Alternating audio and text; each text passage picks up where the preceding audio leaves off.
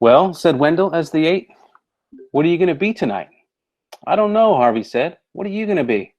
"A hangman," he said, with a spaghetti grin. "I've been learning how to tie nooses.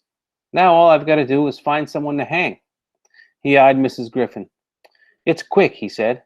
"You just drop 'em, and snap, their necks break." "That's horrible," Mrs. Griffin said. "What do you boys Why do you boys always love talking about ghosts and murders and hangings?"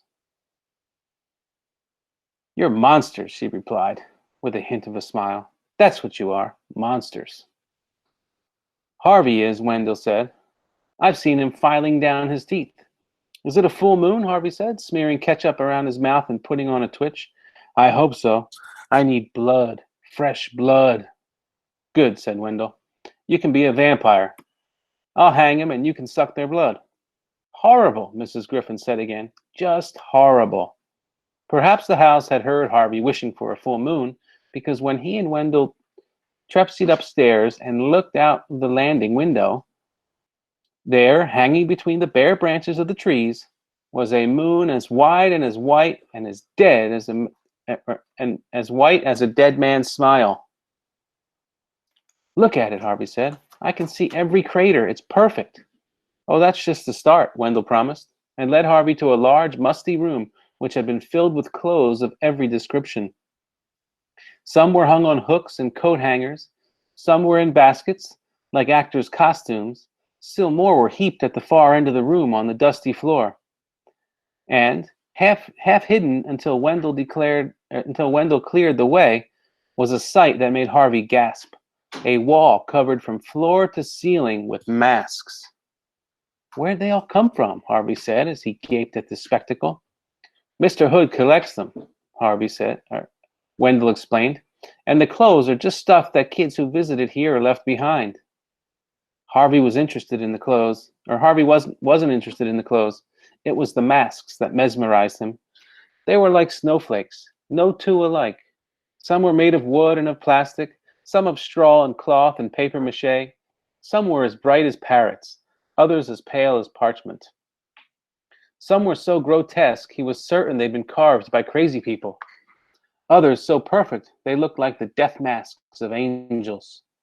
There were masks of clowns and foxes, masks like skulls decorated with real teeth, and one with carved flames instead of hair. "Take your pick," said Wendell. "There's bound to be a vampire somewhere. Whatever I come in here wanting to find, I find it sooner or later." Harvey decided to leave the pleasure of choosing a mask until last, and concentrated instead on digging up something suitably bat-like to wear. As he worked through the piles of clothes, he found himself wondering about the children who left them here. Though he'd always hated history lessons, he knew some of the jackets and shoes and shirts and belts had been out of fashion for many, many years. Where were their owners now? Dead, he presumed, or so old it made no difference. The thought of these garments belonging to dead folk brought a little shudder to his spine, which was only right.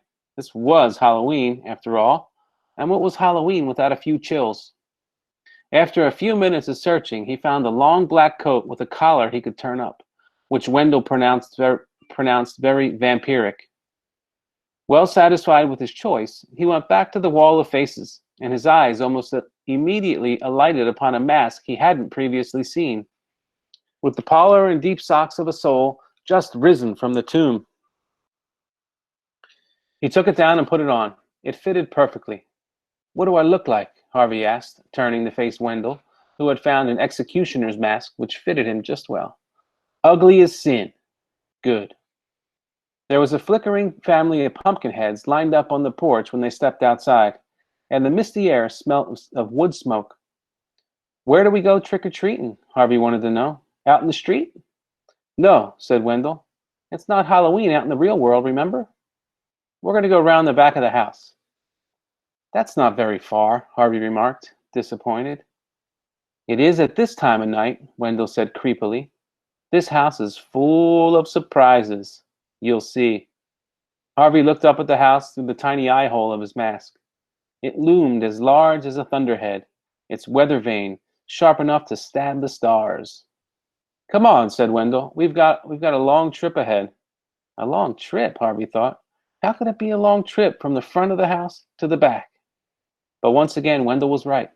The house was full of surprises. The trip,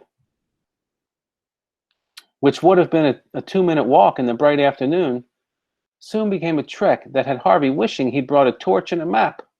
The leaves rustled underfoot as though snakes were swarming through them. The trees that had shaded them by day now looked frightful in their nakedness, gaunt and hungry. Why am I doing this? He asked himself as he followed Wendell through the darkness. I'm cold and I'm uncomfortable. He might have added frightened to the list, but he left that thought unsaid. As he was about to suggest they turn back, Wendell pointed up and hissed, "Look!" Harvey looked. Directly overhead, a form was moving slightly against the sky, as it had just launched itself from the eaves of the house. The moon had slunk away behind the roof and shed no light upon this night flyer, so Harvey could only guess at its shape from the stars it blotted as it sailed. Its wings were wide but ragged, too ragged to bear it up, he thought. Instead, it seemed to claw at the darkness as it went, as though it were crawling on the very air itself. A glimpse was all Harvey had. Then it was gone. What was that? He whispered. He got no answer. In the moments he'd take staring up at the sky, Wendell had disappeared. "Wendell," he whispered. "Where are you?" There was still no reply, just the slithering of the leaves and the moan of hungry branches.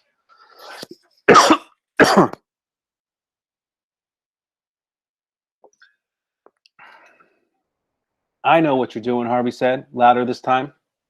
"And you won't scare me that easily. Hear me?" This time there was a reply of sorts. Okay, guys, we've got... Okay, we're not out of time. "I know what you're doing," Harvey said, louder this time, "and you won't scare me that easily. Hear me?" This time there was a reply of sorts. Not words, but a creaking sound from somewhere in the trees. He's climbing up into the treehouse, Harvey thought, and determined to catch Wendell and scare him back. He followed the sound.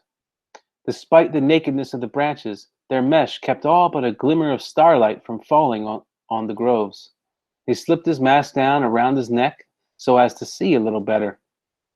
But even then he was nearly blind and had to listen out for the sound of Wendell's ascent to guide him. He could still hear the creaks plainly enough, and stumbled in their direction, his arms outstretched to grasp the ladder when he reached it. Now the sound was so loud that he was certain he must be standing beneath the tree. He looked up, hoping to catch a glimpse of the trickster. But as he did so, something brushed his face. He snatched at it, but it was gone, at least for a moment. Then it came again, brushing from his brow to the other side. He snatched at it a second time. Then, as it touched him again, he caught hold of it. "Got you," he cried. His yell of triumph was followed by a rush of air and the sound of something crashing to the ground at his side. He jumped, but refused to let go of whatever he was holding. "Wendell?" he called.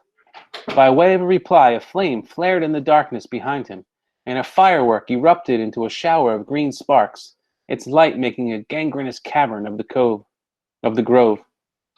By its flickering light, he saw what he held, and seeing, let out a panicked yammering that had the crows rising from their roosts overhead. It was not the ladder he heard creaking; it was a rope. No, not even a rope, a noose. And in his hand, the leg of the man hanging from the noose. He let go of it and stumbled backwards, barely suppressing a second shout as his eyes rose to meet the dead man's stare. To judge by his expression, he had died horribly. His tongue lolled from his foamy lips. His veins were so swollen with blood in his head, he looked like a pumpkin. Either that, or it was a pumpkin. A fresh fountain of sparks now burst from the fireworks, and Harvey saw the truth of the matter.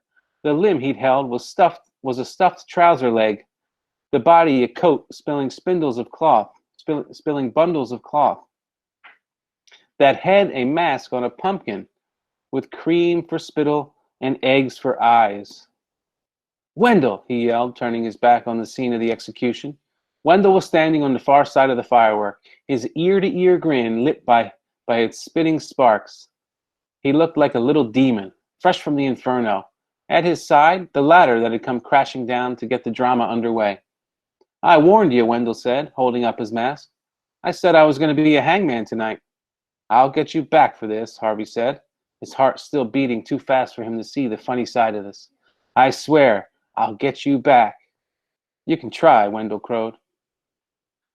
The firework was beginning to fizzle out, the shadows around them beginning to deepen again. Had enough of Halloween for tonight, he asked. Harvey didn't much like admitting defeat, but he nodded grimly, swearing to himself that when he finally got his revenge, it would be choice. Smile, Wendell said, as the fountain of sparks dwindled. We're in the holiday house. The light had almost gone, and even though Harvey was still enraged at Wendell, and at himself for being such a sucker, he couldn't let it die away without making peace.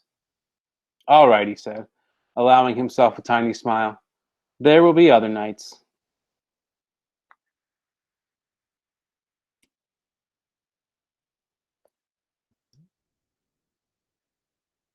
Okay, and I believe... Always, said Wendell. The reply pleased him. That's what this place is, he said, as the light went out. It's the house of always.